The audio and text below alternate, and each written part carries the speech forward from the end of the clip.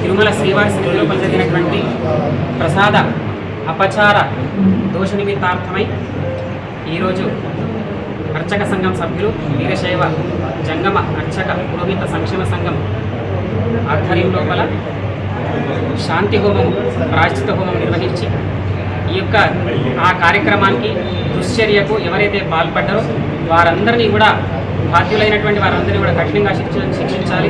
అదే ప్రకారంగా లోకాలన్నీ కూడా శాంతిగా ఉండి సర్వలోక కళ్యాణార్థమై ఈరోజు ప్రాయశ్చిత హోమము తదుపరి శాంతి హోమం అనేటువంటిది అర్చక సంఘం ఆధ్వర్యంలో నిర్వహించడం జరిగినటువంటి విషయాన్ని సవినయంగా తెలియజేస్తుంది. Hi everybody, this is Kiriti Damaraju. Like, share and subscribe to Saira TV. Oh, Saira!